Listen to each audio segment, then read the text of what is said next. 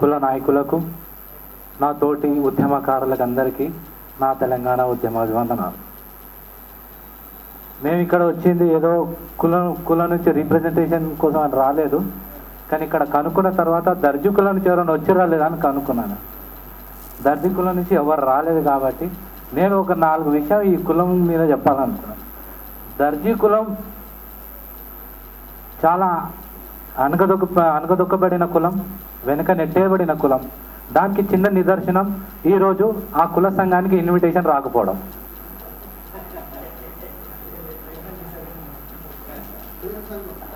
మేరు సంఘం అయితే దర్జీ కులానికి ఈ నిజాం కాలం నాటి నుంచి, రాజుల కాలం నాటి నుంచి ఎంత ఆదరణ ఉందో ఇప్పుడు అంతా అణగదొక్కబడింది.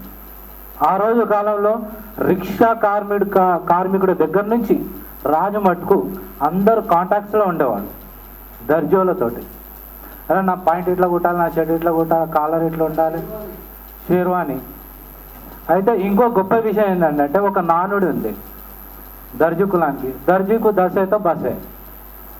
అంటే దర్జోడికి 10 రూపాయలు సంపాదిస్తే చాలు, ఎక్కువ ఆశకు పోయేవాడు కాదు దర్జీ.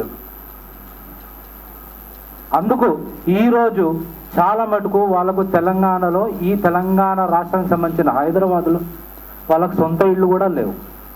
ఉదాహరణకి నాకు 2 చిన్నమ్మలు, ఒక మా నాన్న తరఫున, ఒక మా అమ్మ తరఫున.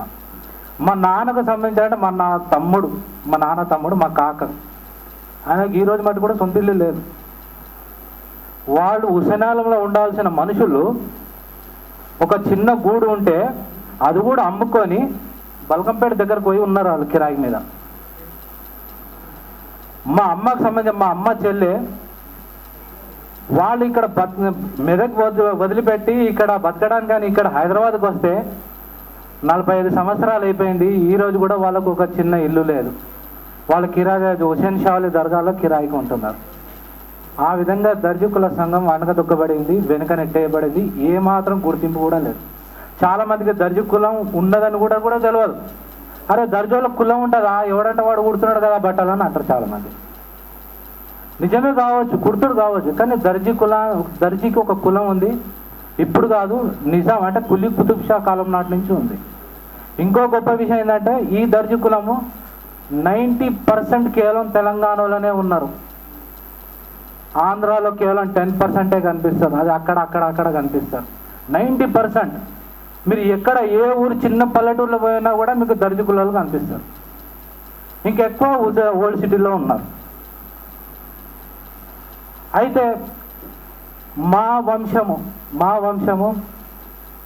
మా దర్జీ కులానికి సంబంధించిన అంటే మేము చాలా పూర్వీకులం. దర్జీ కులంలో మాకు ఒక షాప్ ఉండేది పత్తర్గట్టిలో, ఆర్ఆర్ గోపాల్ అని ఒక షాప్ ఉంది. ఇప్పటికీ ఆ షాప్ ఉంది.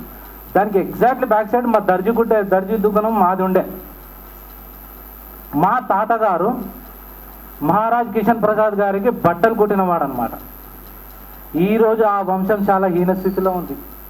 మేము ఏదో చదువుకున్నాం కాబట్టి ఏదో ఇక్కడ మీద కన్సల్టెంట్ డిజైనింగ్ అవి చేసి మేము బతుకు తెరుస్తున్నాం. కానీ చదువుకొని వెళ్ళాడు మా కులంలో చాలామంది ఉన్నారు. ఉదాహరణకి మీకు ఎంతో అంత ఇక్కడ ఉన్న వాళ్ళందరూ కుల సంఘాలు ఉన్నాయి. మంచి రోడ్ల మీద ఉన్నది. మా బిల్డింగ్లు కట్టినారు, కుల సంఘం అనేది బిల్డింగ్లు కట్టినారు. కానీ మా కుల సంఘం ఎక్కడుంది తెలుసా మీకు? పురాణి హవేలీలో నాల పక్కన ఉంది. ప్రతిసారి నా కుల సంఘానికి పోవాలనుకుంటా కానీ అది కనిపించదు. నేను ముందుకు వెళ్ళిపోతా. అరే నా కుల సంఘం వెనుకపోయింది, మళ్ళీ వెనక తిరిగి వస్తా. ఆ విధంగా ఉన్నది కుల. దాంట్లో ప్రవేశిస్తే నాలది మురికి వాసన వస్తుంటుంది. అయితే కుల పెద్దలను అడిగిన ఏంది కుల సంఘం ఈ విధంగా ఉన్నది, జర మంచి బిల్డింగ్ కట్టాలి చేయాలంటే ఏం చేయాలి? మన గవర్నమెంట్ కానీ మన ఈ సమైక్య రాష్ట్రంలో కానీ ఉన్న పెద్దలు కానీ వాళ్ళు మన బీసీ కులానికి సంబంధించిన వేరే ఏ ఇతర సంబంధించినా కూడా మన కులానికి ఏమాత్రం గుర్తింపు లేకుండా, ఏమాత్రం నిధులను మంజూరు చేయకుండా ఈరోజు మాత్రం చాలా దీనస్థితిలో దాని కాలం వెలువస్తున్నది. అయితే తెలంగాణలో అతి సాధారణ ఉద్యమకారుడిగా, అతి సాధారణ వ్యక్తిగా తెలంగాణ ఏ విధంగా వెనుక నెట్టేయబడింది, ఏ విధంగా అణగదొక్కబడింది అనేది నా జీవితం ఒక నిలువెత్తున నిదర్శనం. అది చెప్పాలంటే ఇప్పుడు సమయం కాదు, చాలా టైం పడుతుంది. పొద్దున నేను వేదకుమార్ సార్కి నేను ఫోన్ చేసి కనుక్కున్నాను, సార్ ఈరోజు చర్చ లోపల ఏముందని కనుక్కున్నా. ఈరోజు తెలంగాణ లోపల కులవృత్తులది చర్చ ఉన్నది అంటే ఇది చాలా నాకు సంబంధించిన విషయమే, అయితే ఎట్లయినా సరే ఈ మీటింగ్ అటెండ్ కావాలనేసి నా పని వదులుకొని ఇక్కడికి వచ్చిన. నేను చేసేది ప్రైవేట్ కన్సల్టెంట్, అంటే మేము డిజైనింగ్, ప్రోగ్రామింగ్, ప్రాసెస్ ప్లానింగ్ అవి చేస్తాము. ఆ పని పక్కన పెట్టేసి నేను పని చేస్తేనే నా ఫ్యామిలీ గడుస్తుంది, గడవదు. మాకేం పెద్దల సంపాదించిన ఆస్తులు ఏం లేవు. ఆ పనిని పక్కన పెట్టి నేను ఇక్కడ వచ్చిన దానికి కారణం ఏంటిదంటే ఈ మధ్యన జరిగిన 2009 నుంచి జరిగిన ఉద్యమంలో, తెలంగాణ ఉద్యమంలో కులల అంటే మనం చెప్పుకుంటూనే వస్తున్నాం సామాజిక తెలంగాణ కావాలా, సామాజిక తెలంగాణ కావాలని అంటున్నాం. కానీ సామాజిక వర్గానికి సంబంధించిన కుల పెద్దలు కానీ కుల నాయకులు కానీ ఎవరన్నా ఉద్యమానికి సపోర్ట్ చేసిర్రా అని ఆలోచిస్తే ఎవ్వరూ ఇంతవరకు ముందుకు రాలేదు. ఆ మధ్యన ఏదో టీవీలో కనిపించినారు, అక్కడక్కడ కనిపించారు, ఇదేదో ఉవ్వెత్తున కుల సంఘాలు వస్తున్నాయి, చలో ఉద్యమానికి తోడ్పడుతుంది, మనకు తెలంగాణ వచ్చేస్తుంది అని అనుకున్నాము. కానీ అది మాత్రం మళ్ళీ చల్లబడ్డది. ఒకసారి నాకు ఇట్లనే అవకాశం వస్తే కేసీఆర్ సార్ దగ్గరికి 1-2 సార్లు కూర్చుని మాట్లాడే అవకాశం వస్తే సార్ అన్నాడు, కేసీఆర్ సార్ అన్నాడు, అరే ఈ ఉద్యమం లోపల ఈ కులాలు ఏంటిది, మతాలు ఏంటిది నాకు అర్థం కాదు, వీళ్ళు ఎందుకు చేస్తున్నారు ఇదేనా అని అడిగింది. అయితే నేను అనుకున్నా, అంటే నేను నా మనసులో మాట అయితే చెప్పలేదు, అంటే ఆ యాంగిల్ నుంచి కూడా రావాలి ఉద్యమము, ఆ యాంగిల్ నుంచి కూడా వస్తే ఈ ఉద్యమానికి స్ట్రాంగ్ అవుతుంది, ఈ మనకు తెలంగాణ రాష్ట్ర ఏర్పాటు, తెలంగాణ సాధన అనేది ఎంతో దూరంలో ఉండదు, మనం తొందరగా సాధించుకుంటాం అనుకున్నాం. అదే ప్రయత్నంలో నేను తెలంగాణ మార్చ్ మొన్న సెప్టెంబర్ 30కి ఆ ప్రయత్నంలోనే నేను మా కుల సంఘానికి పోయినా. కోదండరామ్ సారు తెలంగాణ మార్చ్ అనే ప్రోగ్రాం పెట్టిండు. మరి మన దర్జీ కులం నుంచి, దర్జీ కులం గురించి నేను చెప్తున్నట్టే దర్జీ కులం అని కాదు, దీనిలో ఏ కులం కూడా మినాయింపు లేదని చెప్పేది. ఇప్పుడు దర్జీ కులం నుంచి తెలంగాణ మార్చిని మీరు రిప్రజెంట్ చేయాలి, మనకున్న సమస్యలు అయితే ఉన్నాయో అవి తెలంగాణ రాష్ట్రం ఏర్పాటు తర్వాత అది తప్పకుండా నెరవేరుతాయి, అది పెద్ద కష్టమేం కాదు, దర్జీ కులమే కాదు ఏ కులానికి ఉన్న సమస్య కూడా తెలంగాణ రాష్ట్రం ఏర్పడిన తర్వాత తప్పకుండా నెరవేరుతుంది, దాని గురించి మనం పోరాటం చేయక తప్పదు, తప్పకుండా అవుతుందని కూడా చెప్పినాను. నేను చెప్పిన తర్వాత సరే దాని గురించి ఆలోచిస్తాము, మళ్ళీ నెక్స్ట్ మీటింగ్లో మాట్లాడతాము అని కుల పెద్దలు అన్నారు. దాని తర్వాత నేనేం చేసిన, మళ్ళీసారి ఫోన్ చేసిన ప్రభాకర్ అనే అధ్యక్షుడు కుల పెద్దలు, ఏం సార్ మరి ఏం ఆలోచించారు, తెలంగాణ మార్చ్ కోసం మరి కులం నుంచి రిప్రజెంటేషన్ కావాలి, కనీసం 200 మంది అన్న మన దర్జీ కులం నుంచి రావాలి అన్న. అంటే చూడు వాసుదేవరావు, ఇప్పుడిప్పుడే సంఘం తరఫున, సొసైటీ తరఫున కొంత కార్యక్రమాలు అవుతున్నాయి, మనది అంత ఆర్థికంగా మనం బలంగా లేము, మన అంతమంది పిలిచి మనం 200 మందిని మనము ఆ తెలంగాణ మార్చి లోపల మనం మేనేజ్ చేయలేము అని ఆ విషయం అన్నాడు. నేను ఒక దర్జీ కులాన్ని గురించి చెప్తలేను, ఇక్కడికి ఎంతమంది అయితే పాల్గొన్నారో అన్ని కులాల స్టేటస్, అన్ని కులాల ఆలోచన ఇదే విధంగా ఉన్నది. ఉద్యమం నుంచి దూరం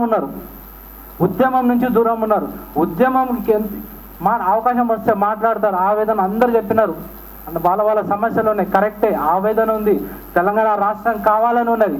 కానీ కులం పరంగా, ఒక సొసైటీ పరంగా, ఒక సంఘం పరంగా మనం ఉద్యమానికి సపోర్ట్ చేసినామా సామాజిక తెలంగాణ కోసం, కానీ ఇంతవరకు ఎవరు సపోర్ట్ చేయలేదు. ఆ మధ్యన కొంత యాదవులు చేసినారు, సంతోషం అనిపించింది. ఆ తర్వాత కొంతమంది ఎక్కడో నిజామాబాద్లో దర్జోలు చేసినారు. అదే విషయం మన ప్రభాకర్ సార్ మా దర్జీ కులం పెద్ద, మన వాళ్ళు చేసారు కదా నిజామాబాద్లో, అంటే నిజామాబాద్లో చేసి సరిపోయింది, నిజామాబాద్లోకే కావాలి తెలంగాణ, హైదరాబాద్లోకి అవసరం లేదు. అంటే నేను ఇక్కడ వచ్చింది కేవలం అంటే ఈరోజు కుల సంఘాలకు కూర్చుంటారు కాబట్టి వాళ్ళకు అంటే వాళ్ళ పాత్ర ఎంత, ఉద్యమ పాత్ర ఎంత. నేను దర్జీ కులాన్ని కూడా ఇదే ప్రశ్న వేసిన, మీ పాత్ర ఎంత, ఉద్యమ లోపల మీ పాత్ర ఎంత, మీరు ఎంతవరకు సపోర్ట్ చేస్తారు అన్నదాన్ని చెప్పడానికే వచ్చినాను. ఎందుకంటే కులం నేను రిప్రజెంట్ చేయడానికి రాలేదు, క్షమించాలి. అయితే నేను చెప్పేది ఏంటంటే ఇక్కడైనా కూడా ఇంతమంది పెద్దలు వచ్చారు, మీకున్న శక్తి నాకు తెలుసు, ఎందుకంటే మీరు చెప్తే వేలలో జనాలను సమీకరించగలరు. ఇక్కడ ఉన్న కుల పెద్దలు, కుల నాయకులు మీరందరూ కలిసి సంఘటితమై మీరు ఒక 1 by 1 ఒక్కొక్క సంఘం తర్వాత ఒక్కొక్క సంఘం ఒక ఉద్యమాన్ని మీరు రూపొందిస్తే, ఒక ఉద్యమాన్ని మీరు నిర్మాణం చేస్తే తెలంగాణ రాష్ట్ర సాధన ఎంతో దూరంలో లేదు. తెలంగాణ రాష్ట్ర సాధన ఎంతో దూరం లేదు. తెలంగాణ మనం అతి త్వరలో సాధించుకుంటాం. మనం ఈ విధంగా చేసుకుంటూ పోతే ఏదో మాట్లాడడం ఏదో అయిపోయిందని అనుకుంటే 2014 కాదు 3014 కూడా మనం సంపాదించలేం. పరిస్థితి ఆ విధంగా ఉన్నది. వస్తే కనుక మన అదృష్టం బాగుంటే కనుక 2014 లోపల ఎలక్షన్ ముందే అనౌన్స్ చేయాలి. ఎలక్షన్ ముందు అనౌన్స్ కాలేకపోతే మనం ఆశలు దాని మీద వదులుకోవాలి. పరిస్థితి ఆ విధంగా ఉంది. ఇక్కడ ఉద్యమకారులు కూర్చున్న పెద్ద ఉద్యమకారుడు శ్యామ్ ప్రసాద్ రెడ్డి సార్. ఆయన గురించి చాలా మందికి తెలియదు. నేను ఆయన గురించి ఒక 4 విషయాలు చెప్తాను. ఆయన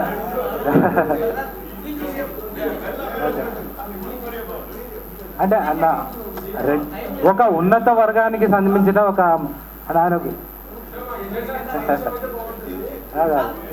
okay okay okay right right right okay. అంటే నేను చెప్పేది అంటే లాస్ట్ ఇయర్ మీరందరూ ఈ కుల సంఘాలు కుల పెద్ద నాయకులు ఎంతమంది అయితే వచ్చినారో ఈ రెడ్డికి మీరు ఇకనైనా మేలుకుంటే సంఘటితమై మేలుకుంటే తెలంగాణ ఉద్యమానికి సపోర్ట్ చేయండి. మనకున్న సమస్యలు అంత పెద్ద సమస్య ఏం కాదు. తెలంగాణ రాష్ట్రం ఏర్పడిన తర్వాత అవి సమస్యలన్నీ చాలా చిన్నగా అయిపోతాయి. మనం చాలా తొందరగా సాల్వ్ చేసుకోవచ్చు. మనం అందరం అంటే నేను కులం రిప్రజెంట్ చేయలేదు కాబట్టి అంటున్నాను నేను. అయితే ఈ అవకాశం ఇచ్చిన పెద్దలందరికీ, ఉద్యమకారులందరికీ, కుల పెద్దలందరికీ నా తెలంగాణ ఉద్యమ వందనాలు. జై తెలంగాణ.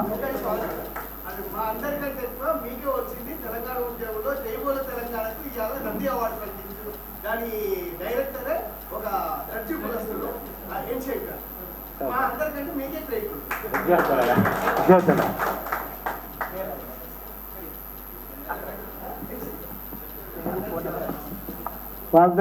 వాసుదేవరావు గారి కృతజ్ఞతలు. మిత్రుడి ఆవేదన ఏంటంటే తెలంగాణ ఉద్యమంలో కుల సంఘాలు కూడా పాల్గొనాలనేటువంటిది. అయితే ప్రధానంగా జరుగుతుంది ఏంటంటే ఇంతకుముందు చెప్పుకున్నట్టుగా ఇవాళ ఊర్లలో మనం ఈ జరిగిన ఉద్యమంలో మొత్తం పాల్గొంటున్నది కులాలే. మాదిగా మంగళి కులం నుంచి మొదలు పెడితే అన్ని కులాలు రోజుకు ఒక రోజు ధర్నా చేసిన సందర్భాలు ఉన్నాయి. హైదరాబాద్ స్థాయిలో ఉన్న సాంప్రదాయిక కుల సంఘాలకు వాళ్ళ ప్రయోజనాలు కానీ వాళ్ళ ఆలోచన కానీ వేరుగా ఉంటుంది. మిత్రుడు చెప్పినట్టు నిజామాబాద్లో చేసిన అంతటా ఊర్లలో చేసిండ్రు. ప్రతి ఊర్లో దర్జీ వాళ్ళు, మా ఊర్లో కూడా దర్జీ వాళ్ళు ఒకరోజు కూర్చున్నారు. అంటే అన్ని కులాల వాళ్ళు కూర్చుంటున్నారు. అంటే ఏ కులం మినహాయింపు లేదు, అన్ని కులాలు ఉద్యమంలో ఉన్నాయి. దాంట్లో చర్చించాల్సిన అవసరమే లేదు. మిత్రుడికి ఆయన పర్స్పెక్టివ్లో హైదరాబాద్లో వాళ్ళ కుల సంఘం రాలేదు కాబట్టి ఆవేదన. ఒక పద్మశాలీలు 2010లో 30,000 మందితో నిజాం కాలేజీ గ్రౌండ్స్లో తెలంగాణ సాధన కోసం పద్మశాలి యువగర్జన చేసిన దానికి నేనే కన్వీనర్ ఉన్నాను. కాబట్టి యాదవులు చేసి చాలా కులాలు ఇందిరాబాద్ దగ్గర మిత్రులు చెప్పినట్టు కుమ్మర సంఘం అన్ని కులాల వాళ్ళు ఎవరి తోచినంత ఎవరి శక్తి మేరకు నిరంతరం పనిచేస్తూ ఇక్కడ నుంచి పిలిపియకున్న కుల సంఘం చెప్తేనే చూస్తలేరు ఊర్లా. ఇక్కడ అధ్యక్షుడు చెప్పాల్సిన పని లేదు, వద్దంటే కూడా ఆగేటోళ్ళు ఎవరు లేరు. కాబట్టి ఇవాళ తెలంగాణ గురించి ఎవ్వరు ఆదేశాల కోసం ఎవ్వరు కూడా ఏది ఆలోచించడం కానీ వెనకపోయే పరిస్థితి లేదు. గత జరుగుతున్న 12 సంవత్సరాల ఉద్యమంలో అందరూ ఉన్నారు. ఏది మిత్రుడు ఏంటంటే ఇక్కడ ఉన్నటువంటి హైదరాబాద్లో ఉన్న సంఘాల గురించి మాట్లాడి మొత్తం తెలంగాణ అంతా అట్లా ఉందని అనుకోకూడదు. అది ప్రాబ్లం అంతా. ఏంటంటే గ్రౌండ్లో ఏ కుల సంఘం చెప్పినా ఎవరు వినే పరిస్థితి లేదు. బట్ ఆ స్టేజ్లో అందరూ పాల్గొంటున్నారు. ఉద్యమంలో పాల్గొనకపోతే ఎక్కడి నుంచి వస్తారు జనం? మనమే చెప్తున్నాం 2% 3% ఉన్నోళ్ళు అని. మరి జనం అంతా ఎక్కడికి వస్తారు? లక్షల మంది ప్రజలు రాకపోతే ఎక్కడి నుంచి వస్తున్నారు? కాబట్టి అది గ్రామ స్థాయిలో పెద్ద ఎత్తున అందరూ కదులుతున్నారు. కదిలేదంతా కూడా ఎస్సీబీసీలే. ఎందుకంటే పెద్ద పెద్ద బిజినెస్లో ఎవరు రారు. బిజినెస్ ఇచ్చిపెట్టి పన్నెండులో ఎవరంటే మనమే పూలు ఇచ్చిపెట్టి వచ్చేది, పొలాలు ఇచ్చిపెట్టేది. ఓకే. తర్వాత కృష్ణయ్య గారు, డాక్టర్ ఓర్స్ కృష్ణయ్య గారు వడ్డెర సంఘం ఒక 2 నిమిషాలు మాట్లాడారు. తర్వాత జితేందర్ గారు.